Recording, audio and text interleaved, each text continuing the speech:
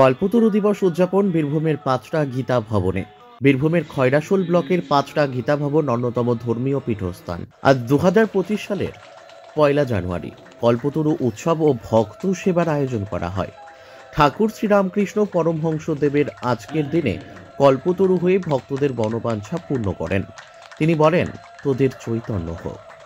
সেই দিনটিকে স্মরণ করে অন্যান্য বছরের মতো এবারও পালিত হলো কল্পতরু দিবস। ভোর থেকে শুরু হয় নাম, যজ্ঞ, পূজা অর্চনা।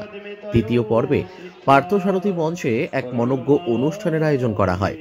এদিন উপস্থিত ছিলেন গীতা ভবনের অধ্যক্ষ তথা অনুষ্ঠানের আহ্বায়ক স্বামী সত্যানন্দ মহারাজ, খয়রাশোল আশ্রমের অচিন্ত মহারাজ, অধ্যাপক ডক্টর রবীন ঘোষ সহ বিশিষ্ট অতিথিগণ। উপস্থিত অতিথিবৃন্দ আজকের গুরুত্ব নিয়ে আলোচনা করেন। সকল ভক্তদের সেবার ব্যবস্থা করা হয়। পাঁচটা গীতা ভবনের অধ্যক্ষ স্বামী সত্যানন্দ মহারাজ বলেন, আমরা যেন মানুষের সেবায় নিয়োজিত থাকতে পারি। বীরভূমের পাঁচটা থেকে সন্তোষ পাল ও সফিউল আলমের রিপোর্ট, এস নিউজ বাংলা। 1886 খ্রিস্টাব্দে 1 জানুয়ারি ঠিক এরকম দিনে শ্রীরামকৃষ্ণ পরমহংসদেব কল্পতরু হয়েছিলেন। তাই ইংরেজি নববর্ষ যেমন আমাদের কাছে এটা একটা বিরাট কল্পতরু উৎসব।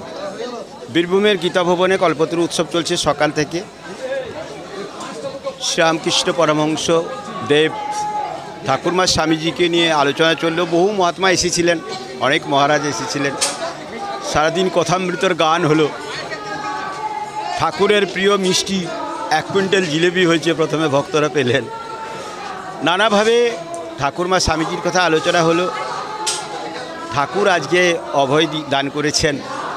আমরাও সকলে ঠাকুরের কাছে প্রার্থনা করলাম, ঠাকুর আমাদের শুদ্ধা ভক্তি দাও, জ্ঞান দাও, বৈরাগ্য দাও, শক্তি দাও, আমাদের মনুষ্যত্ব দাও।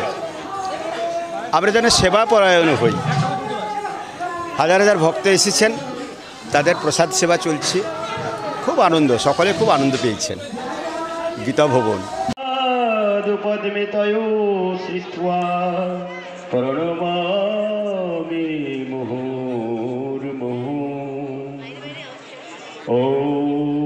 স্থাপকায় চ ধর্মস্য সর্বধর্ম স্বরূপিণে অবতার বরিষ্ঠায়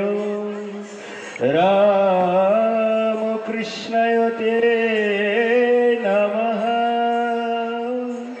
ওম নমো ভগবতে বাসুদেবায়।